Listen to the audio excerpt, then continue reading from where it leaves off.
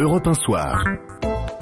Et dans les récits d'Europe 1 Soir, nous recevons ce soir la plus belle moue du cinéma et de la chanson française. Une star, Vanessa Paradis, qu'on va retrouver au cinéma demain dans Café de Flore du réalisateur québécois Jean-Marc Vallée. Bonsoir Vanessa Paradis. Bonsoir. Ça fait 25 ans que ça dure, ça fait 25 ans qu'on vous connaît si mal. Pourquoi? Parce que vous vous dites vivons cachés, vivons heureux?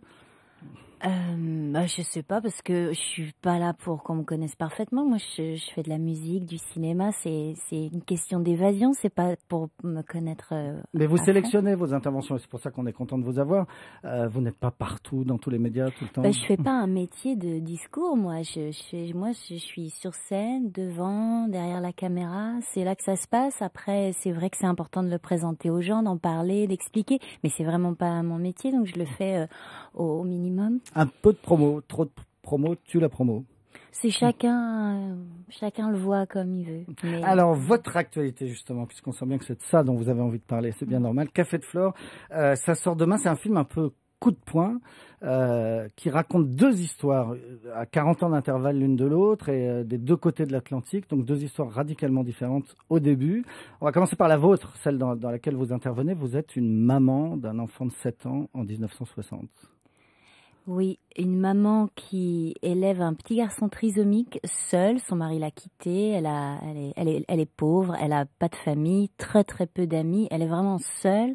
Face à, en plus on lui prédit que son enfant ne va vivre que 25 ans. Donc elle vit avec la trouille au ventre et elle décide de mener un combat pour qu'au contraire il vive une vie merveilleuse et très très longue. Et donc c'est un bulldozer quoi. Elle fera tout pour y arriver. Elle n'a que ça en tête et dans le cœur. Elle veut tout pour son enfant. Ouais. Elle veut tout pour cet enfant. Elle n'est pas spécialement belle. Ah non, elle est pas belle, elle est pas douce, elle est pas, elle est même parfois effrayante quoi. Elle est comme quelqu'un qui vit avec la peur. Puis en plus, il faut remettre ça dans son contexte. En 1969, les préjugés des gens, le regard des autres sur son enfant, et puis la difficulté d'être une femme qui élève son enfant seule, voilà, sans moyens et avec un enfant particulier. Donc, alors justement, tourner avec un enfant particulier, comme vous dites, c'est-à-dire un enfant trisomique, il est incroyable, l'acteur. Et il est comme vous le voyez au cinéma, il est comme ça. C'est un petit garçon si charismatique, si intelligent et si drôle. C'était un rêve, moi. Tout le monde me demande la difficulté que c'est de travailler avec un enfant et travailler avec un enfant trisomique. Mais cet enfant, moi, je suis persuadée qu'il m'a rendu meilleur parce qu'il nous a forcé à beaucoup improviser. Et lui, il avait une telle grâce, un tel naturel que c'est comme avoir le meilleur partenaire, c'est comme avoir c'est pas la même trempe que Gérard Depardieu, mais voyez, vous jouez mieux quand vous avez Gérard Depardieu en face de vous. Et quand vous avez un petit garçon comme ça qui a la grâce et un naturel et un aplomb aussi juste, ça vous rend meilleur. Et en plus, on a tellement ri, on a beaucoup aimé être ensemble, tous ensemble. Et il a de la répartie, hein. Il y a des dialogues, il a pu les apprendre, ce petit garçon, les dialogues? Oui, il les a appris, et puis quand ça fonctionnait pas, il improvisait, et c'était magique. Et vous l'avez fréquenté avant? Vous l'avez apprivoisé? On a passé du temps ensemble, on a travaillé, et puis après on a aussi passé du temps, on a joué, déjeuné, discuté, et ouais, c'était assez intense la préparation, mais ça s'est passé sur 3 semaines à peine, mais je dois dire que notre complicité, elle est née tout de suite, Et il comprenait tout de la différence entre la vie et le rôle, parce que par exemple dans le film, il tombe amoureux lui-même d'une autre petite fille, ça devait être des scènes assez fortes à tourner pour lui. Il faisait bien la différence entre le cinéma et le... Oui. C'est vraiment c'était vraiment quelque chose de primordial pour moi, parce que moi qui joue une mère difficile et même brutale, elle est brutale avec les mots, avec les gestes.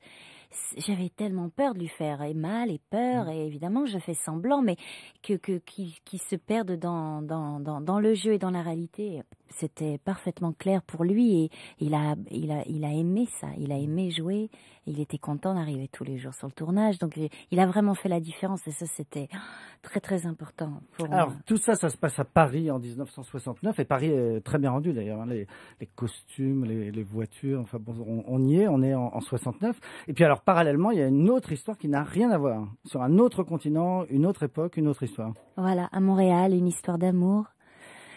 Entre une famille qui se sépare et une nouvelle qui se crée. Mais vous savez, cette histoire là-bas, de cette famille, de ce couple, de cette histoire d'amour et l'histoire de cette mère avec son enfant, c'est ce qui rassemble.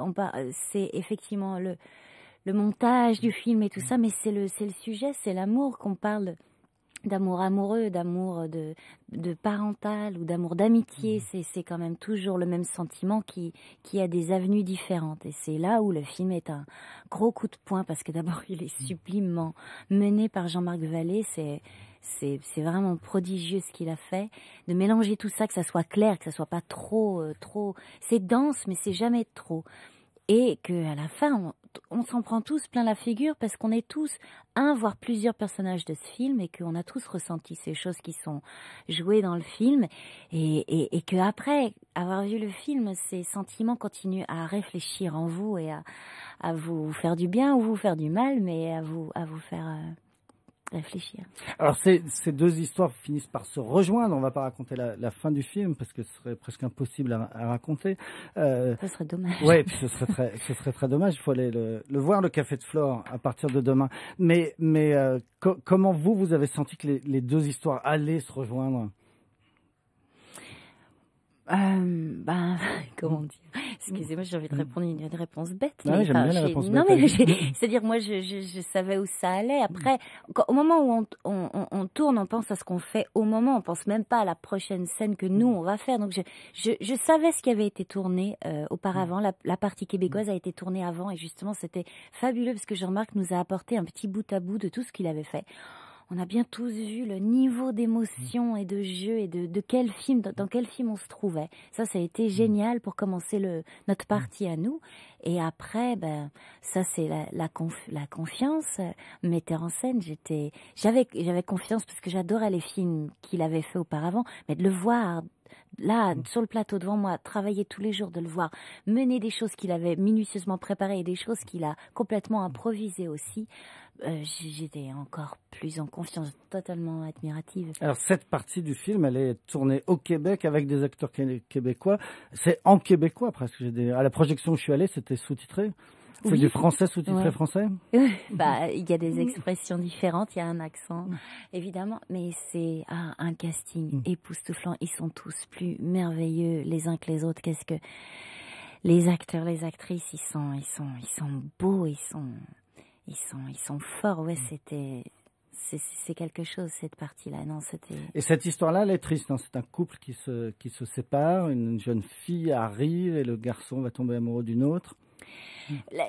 Cette histoire soulève la question de l'âme sœur ou le grand amour, on peut appeler ça comme on veut. Et est-ce que ça n'arrive qu'une fois dans la vie ou est-ce que ça peut arriver deux fois?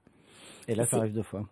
C'est la question que le monsieur se pose et qu'on peut tous se poser d'ailleurs. C'est pour ça ce film on se pose des questions et non, c'est bien. Bruno Kras, en préparant cette interview, vous êtes plongé dans la filmographie de Vanessa Paradis et vous vous êtes dit, tiens, elle n'est pas très longue en 20 ans de carrière, en plus de 20 ans de carrière. C'est pas du tout difficile de se plonger dans la filmographie de Vanessa Paradis parce qu'il y a 10 films en 22 ans de Noces blanches jusqu'à Café de Flore, en passant par La Naqueur ou La fille sur le pont. Je trouve que c'est une belle filmographie. Il y a des films qui ont bien marché, des films qui sont devenus cultes, qui ont eu des succès populaires, d'autres films qui ont moins bien marché. Mais, et ça va être ma première question d'ailleurs, à chaque fois, elle prend la lumière, comme on dit, des grands comédiens ou des stars. Il suffit de se souvenir de Vanessa Paradis face à la caméra dans La fille sur le pont, de la voir entre Delon et Belmondo dans Une fille sur deux, et de voir Elisa, qui était un très joli film. Elle a eu des beaux partenaires, hein, Depardieu, Delon, Belmondo, Auteuil, Bruno Kremer. Et j'en viens à Bruno Kremer parce que elle a débarqué comme ça dans le cinéma. Je crois qu'elle avait à peine, elle allait fêter ses 17 ans un mois plus tard. Elle a débarqué avec Noces blanches et c'est resté, de Jean-Claude Brissot, c'est resté un film culte. C'était l'histoire d'un professeur qui tombait amoureux, fou, enfin c'était un amour partagé de son élève, et c'était un très beau film, très fort, quand je dis un film culte, c'est que c'était il y a plus de 20 ans, et c'est resté un film fort. Alors ma question elle est toute simple, c'est pourquoi, on a dû vous la poser 100 fois, vous n'avez pas plus tourné? Je sais qu'il y a eu la carrière musicale qui vous a pris énormément de temps, mais on sent que vous aimez le cinéma. J'adore ça, mais c'est ça, j'aime énormément la musique, c'est vraiment, c'est ce que je préfère. Enfin, j'aime faire les deux, mais c'est ça. Faire un album, ça prend des années. Faire des concerts, tout ça, ça prend beaucoup de temps, et c'est un projet plus personnel pour l'instant, en tout cas, que de jouer dans un film. Par contre, j'adore faire du cinéma. J'adore interpréter d'autres gens, laisser mes vêtements au vestiaire et partager un tournage avec toute une équipe et la vie du plateau, tout ça, j'adore ça. Mais c'est vraiment pour ça d'arriver, de pas choisir et de continuer à faire les deux. Je fais vraiment que des films qui sont des coups de cœur. Et il y a peut-être parfois des scénarios qui m'ont été envoyés qui me séduisaient moins, mais peut-être que je les aurais, si je faisais pas de la musique, j'aurais fait ces films pour l'envie de travailler avec tel ou tel metteur en scène ou tel partenaire. Mais la question, donc, c'est pourquoi si peu de films? Vous répondez parce que on ne m'en a pas proposé d'autres mieux? Non, je veux garder ce temps pour la musique, c'est trop important pour moi. Et le fait de se retrouver devant la caméra on va dire, tous les 2-3 ans, est-ce que c'est pas difficile parfois? Oui, c'est très difficile. Oui, faut s'y remettre. J'ai la sensation d'avoir du mal à progresser. J'ai l'impression de revenir à zéro et de n'avoir aucune technique, ça c'est sûr. Mais j'ai encore plus le trac, quoi. Et là, je vois ces dernières années où j'ai un petit peu plus enchaîné les films, il y a quelque chose, ça n'aide pas au talent et à l'émotion, au savoir-faire, mais le fait d'avoir plus un quotidien comme ça de plateau, peut-être d'avoir un peu moins peur et de se laisser plus aller. Mais vous parliez technique, mais est-ce que la vie qui passe ne fait pas progresser quand même? Ah bah ça c'est la meilleure école, ça c'est vrai, c'est sûr, oui. Ouais. Je me souviens de vos débuts et d'interviews que vous aviez données à l'époque de Joe le Taxi, vous étiez vraiment gamine. Vous avez raconté que dans ces années où vous aviez 15, 16, 17 ans, vous deviez parfois subir la haine des femmes plus âgées. Ça vous arrivait d'être insulté quand vous vous promeniez dans la rue? Enfin non, pas des femmes plus âgées, c'était un petit peu tout le monde à cette époque-là.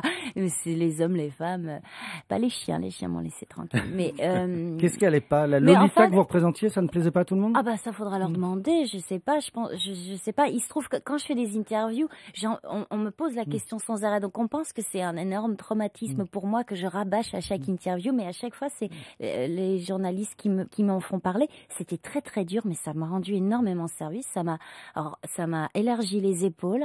Ça m'a permis peut-être aussi de commencer avec un tel succès, de garder la tête sur les épaules, parce qu'au lieu de m'encenser, on m'a plutôt mis la tête sous l'eau et dans la boue et quotidiennement. Donc ça m'a rendu service. Après, pourquoi je pense que un succès aussi radical et oui, c'était tellement rapide et tellement grand que ça gêne les gens. Si en plus c'est représenté par une gamine de 14 ans qui essaye d'être une femme et qui ne l'est pas encore, et j'avais un mal fou à m'exprimer. Je donnais rien pour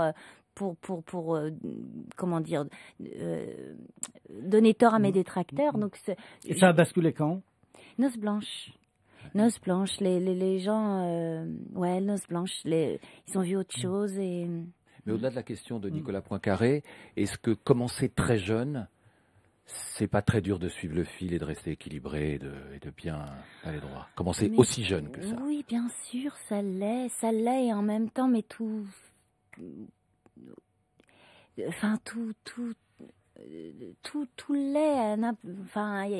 on se demande toujours quand est-ce que c'est le bon moment pour arrêter de fumer, quand c'est le bon moment pour mais c'est vrai, C'est très dur alors qu'on n'est pas terminé de... Oui, on vous vole un peu votre jeunesse, le succès, tout ça, ça vous, Oui, ça vous enfin, vole on me la quelque vole chose? pas puisque Oui, je ça l'ai va. décidé, donc c'était quelque chose c'était quelque chose d'assumé. Bien sûr que je me rendais absolument pas compte de ce qui allait se passer. Personne ne pouvait savoir que ça allait marcher et que oui, je me rendais pas du tout compte à quel point j'allais être décortiquée et épiée tout le temps. Mais à côté de ça, je vivais de la musique, du spectacle, de la scène. Je n'avais que ça en tête.